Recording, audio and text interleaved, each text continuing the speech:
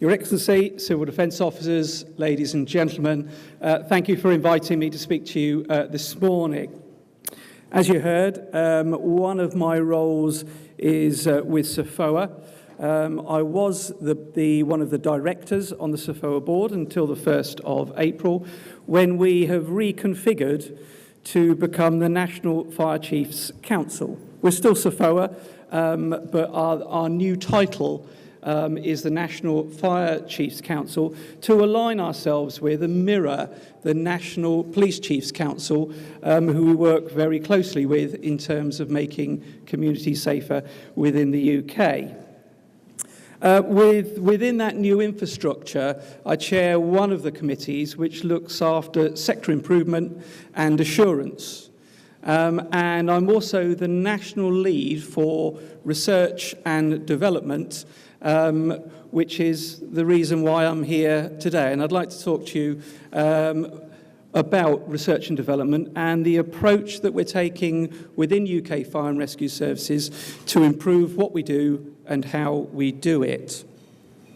So first of all, thanks for inviting SOFOA to speak to you again at the conference. It builds on the relationship that we already have with you. Many of you will be aware that we have signed a memorandum of understanding between the UK Fire and Rescue Services and SOFOA. And indeed, I think the Major General signed that last year when our then President, Dave Etheridge, visited, I think spoke at your conference. We're keen to work with others. We like to work with others to share ideas, to get ideas, to improve what we do, both in terms of making firefighters safer and our communities safer. We agreed within that memorandum of understanding to work together in areas such as risk management, joint research studies, and the raising of standards in the way that we provide services to communities. Increasing our cooperation and building on the positive relationship is important, and therefore I was pleased to be able to come today and hopefully build on the friendship that we have between our two organisations. I will talk a little bit later about how perhaps we can work more closely together in the areas of research and development and offer some opportunities perhaps for people to talk to me about how we might do that. So what is UK Fire and Rescue R&D? Now, work started in earnest about 12 months ago, although to be fair, we have been talking about this for some time. Our initial discussions with the Fire Service College centred around how we can be smarter, better and more effective at the way we evaluate and test technology and equipment within the sector. At that time, and still to a certain extent today, each fire and rescue service likes to test its own equipment and technology. Please bear in mind there are 45 fire and rescue services in England, 1 in Scotland, 1 in Northern Ireland and 3 in Wales. So we can end up doing a hell of a lot of testing and evaluation. That's not efficient and effective for us, and it's certainly not efficient and effective for the suppliers and the manufacturers who are giving us the equipment to test against our requirements. So it seems sensible and logical for us to do that collaboratively, to do that together as a sector and in partnership with other agencies such as the Fire Service College, the Fire Industries Association and other manufacturers and suppliers that provide technology and equipment to the fire sector. But we didn't just stop there. Research and development in the way that we now envisage it has become so much more than just testing and evaluating equipment. What we want to do and what we are doing is to establish a function that supports UK Fire and Rescue Services and importantly also its partners to develop a resilient way of investigating, developing and assessing proven and robust state-of-the-art solutions. Now, the word proven is really important to us in there because we want to ensure that the solutions we put in place are based on sound research, development, evidence, analysis, and robust evaluation in real-life situations. And we want them to be able to be tailored to local needs because not every fire and rescue service has exactly the same requirements in the terms of what they need to do to protect their communities. And the other important aspect, as I've mentioned, is we also are constantly looking at ways to improve firefighter safety. The backdrop to this as well is, as you will be aware, the UK public services are restricted in terms of the funding that they get, and that is likely to continue for some time. So reducing the duplication, i.e. not doing things lots of times that are the same or similar, makes sense. It reduces the time we spend and it makes us more efficient, and of course it reduces costs. Now, within what we're doing, we want to be visionary. We want to create a cradle where innovation and bright new ideas can flourish, and we can utilize all the skills, knowledge and experience that we have within the fire sector. And we know we've got some great people with great ideas, and so now that they can come to us to explore and develop those ideas in a way which means they can be spread across the entire sector. Like I say, it's more than just product testing and evaluation, although that is an important aspect of what we do. Now, this is funded entirely by UK Fire and Rescue Services directly. This is not government funded, it's not government directed. But I do need to say that the government, the Home Office, have been particularly supportive of what we've been doing. They provided a couple of key people with key skills from the Home Office to work with us, and they provided some funding so that we can employ some consultants who are experts in research and development, because the reality is, whilst we're really, really good at firefighting, we are not experts in establishing a research and development function. They've just finished their work. We've just received their report last week, and we're now looking through that, and we hope that that will help us create the function that we desire. We think it's a good example of how the sector is thinking and doing for itself. Nobody asked us to do this. It wasn't a directive from government. We identified an opportunity when we've grasped it and we're making it a reality for ourselves. So work is happening. We think it's a unique approach. We don't believe that there are other emergency services doing quite what we're doing. And it is ambitious. And it's not an easy path to tread. We're learning as we're going along. As it's not been done before, there are not easy answers to some of the issues that we're identifying.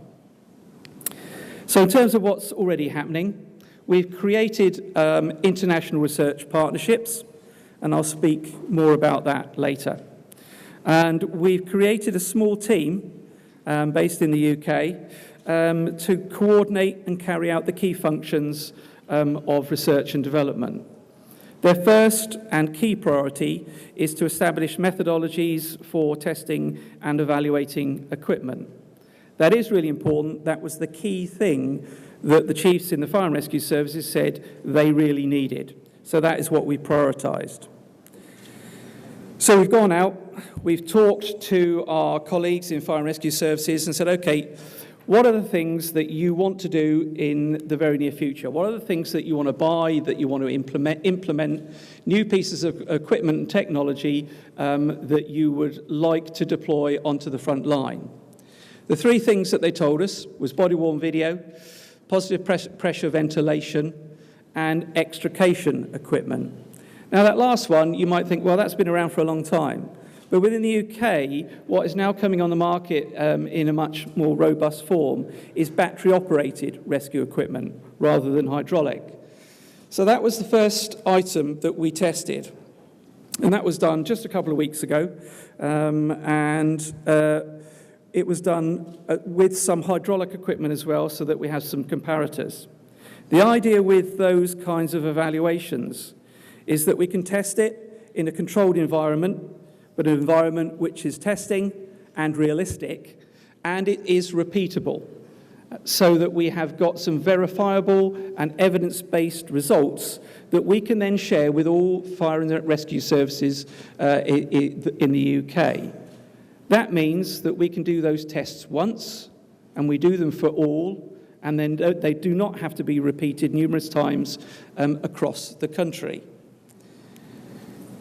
The next on our list are positive pressure ventilation and body-worn video, and we will be doing those again quite shortly.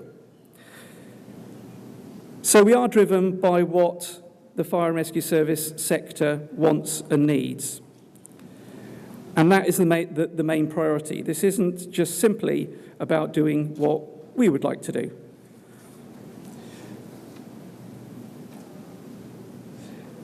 But it's not just about fire and rescue services either. Importantly, we can't do this without the help and support of the wider sector. We need manufacturers, we need suppliers to be working closely with us in order to be able to achieve what we want. So right at the very beginning, we looked for partners. I've already mentioned the Fire Service College, and they were the first organisation that we started talking to about this. As we set the function up, it was clear that we needed to widen that partnership to include others. So we included that to include the Fire Industries Association, which is a trade association which I'm sure you're aware of for the fire sector. And the Institute of Fire Engineers, again, an institution I'm sure you're very familiar with. Along with the Fire Service College, they form the Implementation Board. We meet regularly, and we provide the direction to the function, along with a representative from the Home Office. Currently, Peter Holland, the Chief Fire and Rescue Advisor to the Home Office. We've developed what we've called the Innovation Life Cycle. This is important to us because this sort of describes what we offer to fire and rescue services. 5 simple stages, and I'll talk through each one just briefly if I can. If we look at the top one here, gaining knowledge is the most important thing we do. Understanding what we need to do and why we need to do it is absolutely critical before we start to embark on any kind of development. But I will talk about that again in a little more detail in the next slide. If we then talk about developing solutions, this, for many of us, is the exciting bit. This is where we identify how we can achieve those aims, those needs that we've identified in order to improve safety, improve efficiency, make firefighters safer. We then talk about the testing of solutions down here. This is the evaluations that I spoke about earlier on. This is right at the hub. This is the bread and butter of what we do. Without that working well, fire and rescue services would lose some of the value that we have. So, once we have identified a solution, developed it, and then tested it, that's the time we implement it. That's the point where we lean on our colleagues who have set up something very similar to this national approach, but for procurement. Again, similar to our approach, procurement was done across 45 English Fire and Rescue Services and the devolved administrations, almost individually. The approach that we're now taking is that we will do that collectively, together, looking at how we can do that more efficiently, both for suppliers and for ourselves as a sector. And clearly there's some advantages in there, in that by buying together, buying in bulk, we can hopefully improve the efficiency and the cost of the products that we buy. But the other advantage of that, of course, is standardization. If we're all using the same or similar products, that can work together, and BA is a really good example. Using standard connectors would be a helpful improvement to the way that we work within the UK. So, once we've then got the equipment in place, it's working, we know how it works, our firefighters are using it on a regular basis. The thing that quite often happens at the moment is that we don't go back and ask the question, has it done what we wanted it to do and needed it to do when we first set out on our journey? So part of this life cycle is to go back and think about whether or not it has answered the question that we set it in the first place. So we hope that this is a virtuous cycle that we will continue to go round. Because even if it has succeeded and done what we wanted it to do, by carrying out some research and looking at that, could we then move it on to the next step? So you have this virtuous cycle of improvement and making life safer because we have a better knowledge and a better understanding of what we're actually trying to achieve. Now, if I could move us on to research, which I mentioned a couple of times, we have already created links with a number of organisations internationally. But this isn't just about talking to universities. We get knowledge from a variety of sources. Yes, universities can help us and do help us a great deal. But there are also independent research associations and organisations which we would seek to work with. But importantly, we've got data ourselves. We've got data and rich information that if we were to use more effectively, we could gain some of that knowledge, which was our first step within our life cycle. And also we can learn from notable events. We can learn from accidents, from incidents, from reports from organisations such as the Health and Safety Executive, and from things such as air crashes investigated by the Air Accident Investigation Branch, and learn from those and therefore create a need against which we can develop a solution. And when I'm talking about solutions, this isn't just technology, this isn't just equipment. It could be anything. It could be a software system. It could be an application on your phone. It could be a way to help change behaviour in school children in the event of a fire or an emergency. So the solution isn't just the thing that we in Fire and Rescue Services really like, which is the shiny pieces of equipment. It's actually more about looking at the whole system. So where are we with our international partnerships around research? Well, at the moment, as we say up there, we have a number of partnerships with Fraser Valley, which was the first memorandum of understanding that we established, which is in Canada. We have a similar one with America, the International Association of Fire Chiefs, and the Australasian Fire and Emergency Services Authorities Council, or AFAC for short, which covers both Australia and New Zealand.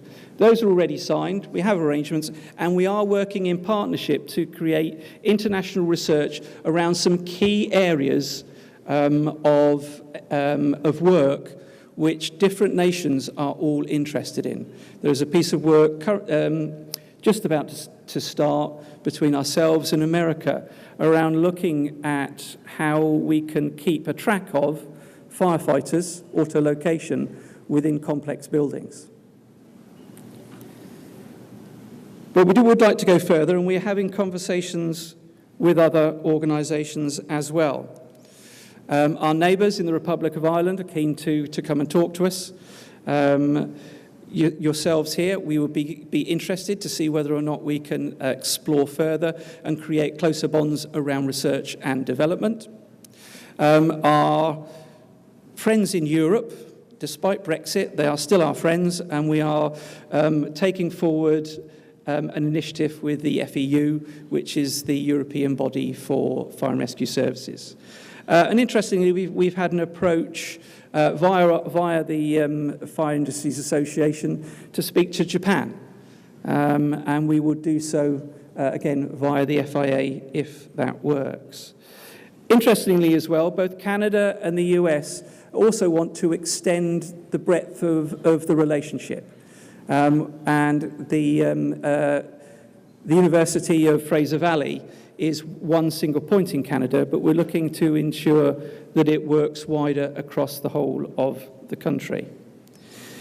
So I'll be pleased if anybody would like to speak to me about how that might work, whether or not it's from the from industry or from fire and rescue services. More than happy to have conversations either today or anybody can email me, and we would like to explore the opportunities and options that might exist to extend this collaboration. So finally, whilst we are focused on the UK, that is important, and we are focused on fire and rescue services, which is similarly important, we do recognise the power and importance of wider partnerships. Within the UK, we are talking to our police and ambulance colleagues. We have commissioned some joint research and development already about a variety of different topics that are important to either or both of those. And clearly, we have a reach out now into different parts of academia across the globe. So developing those international relationships remains important. We wish to learn from each other and help each other consider things that otherwise we may not have thought of. By bringing different perspectives, we can create solutions that we wouldn't have thought possible before. And by using our collective knowledge and experience, we can make life safer no matter where we are. So, if I can just summarise, we aim to share our knowledge openly, and whatever we learn, we would like to share with other like-minded organisations. We have entirely altruistic aims. We simply want to make life safer, both for those within the industry and for those that we serve. And if by doing this work together, and by doing it, we do it once and we do it for the benefit of all, we manage to save a life somewhere in the world, then for us, that's a good day in the office.